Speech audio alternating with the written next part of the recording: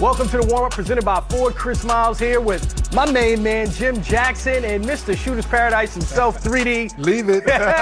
11 games tonight, including the nightcap right here on NBA TV between the red-hot Heat and the Lakers. On the early slate, Kristaps Porzingis will face the Knicks for the first time since being traded to the Dallas Mavericks. That game tips off at 8:30 at American Airlines Center.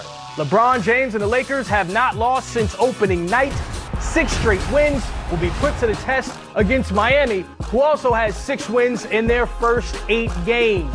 LeBron James, 3 straight triple-doubles. He's the oldest player to ever do that in first Lakers since Magic in 1987. That's put King James in a dancing mood. 3D, seeing King James. It makes me think of you with the speaker before we get on this show, man. Yeah, come on. I mean, in year 17, we know the triple doubles, but he still has some steps, Jay. No, but he got the energy. Like, yes. He's a rookie, his second or third year. Yes. But I think it gives you a better appreciation of him as a player in person to why he's so successful. Because in year 17, a lot of us are going out the backside, you know.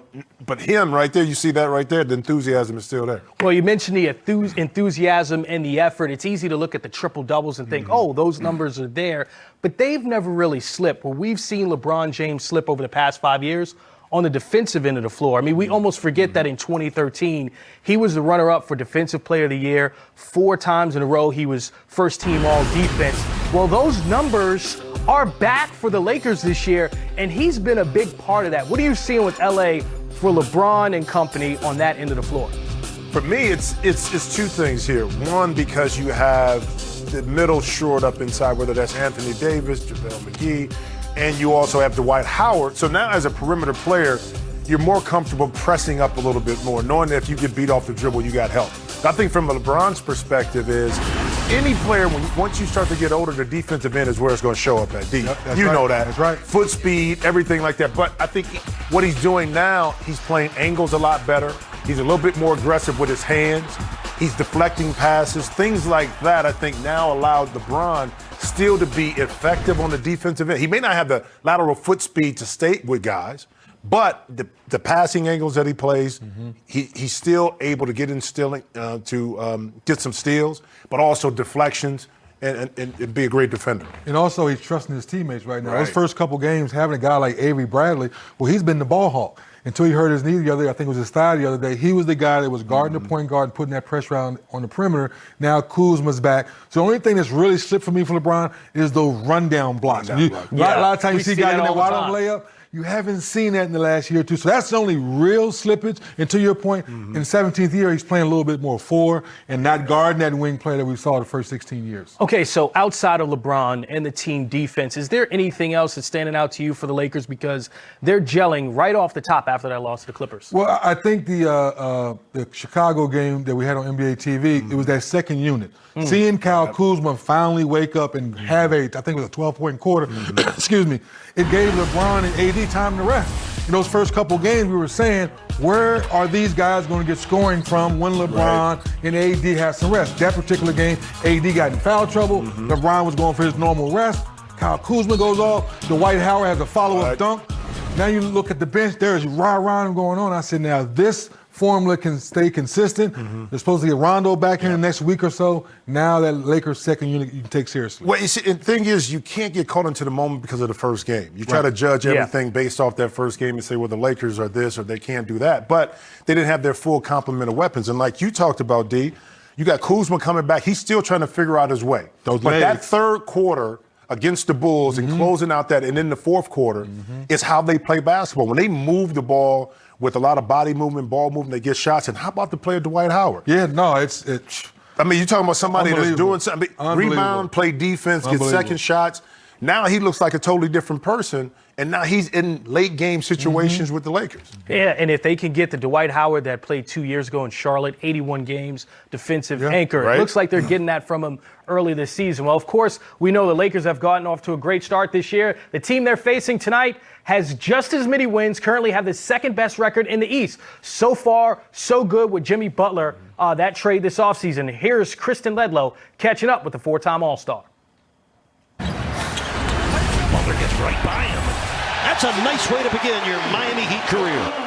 A lot of decisions are made in my crew, my unit as a whole. So I have other people that I want to make sure that they're happy as well. We sat down, we talked about, what's the next step in my career for all of us. And Miami was the place. Jimmy Butler playing his second game for Miami. He missed the first 3 on paternity leave. It all happened so fast that I'm going upstairs to get swagged out as I normally am for the games. First game, so I got my best outfit picked out, and I call her and I'm like, yo, coach, she's on the way to the hospital, but I'm coming. And he just was like, no. He was telling me how he would have been just devastated if he would have missed the birth of his child. And I was just like, my coach is like, this is important. I knew it was important, but I love the game of basketball too. And it happened in a matter of days, which God was like, yo, I'm gonna show you what's really important in life. Like, yes, you have your opening night, and yes, it's supposed to be a new era, and yada, yada, yada, it's your show, whatever you wanna put it. Nah, that's not what it is. You have a child now, and that's number one. That's not a fight. A skirmish. Oh, look at it, hurt it. There's no punches. I knew somehow, some way I was gonna get drugged into the Clash of the Titans, whatever you wanna call it. I like it though. I'm one for, I do what you gotta do. It's just funny because as soon as I saw it, I was like, here we go. My name's getting thrown into it. And Joe is my guy. I knew he would be the one to throw me into it out of all people though. So it's interesting to see that piece end up with that, because in Minnesota, it didn't really work out for Jimmy Butler and the Timberwolves as far as the team chemistry. Did work out in Philly. He was the closer for them. Now in Miami, they're 6-2 for the first time since 2012 with Dwayne Wade and LeBron James. Why is it working out early for Miami as opposed to some of the other stops he's had? Because once again, Eric Spoelstra has shown you that you're going to play the game the right way, otherwise you're going to have a seat. What? So you saw how different guys, without saying names, were not part of the team early on. So the guys that are on the floor, guys, they're sharing the basketball. Now Jimmy Butler understands that I have to play the right way too, because now I'm being accountable on both ends of the floor. And now Hero and all those young guys, none are playing this great basketball. But the fact that Jimmy's willing to listen to, yes, it's a new era in Miami, but it still ran the proper way. They're willing to let you go see the birth of your child. When you come back home, you're going to play the right way on defense. You're going to play the right way on offense. That's why they're off to a great start. Well, I played in Miami, one of the best well-run organizations, not in just basketball, but in professional sports. And it starts up top with Mickey Erickson, then down to Pat Riley. So it's a reason why Jimmy Butler fits well there, because Jimmy Butler wants to work hard.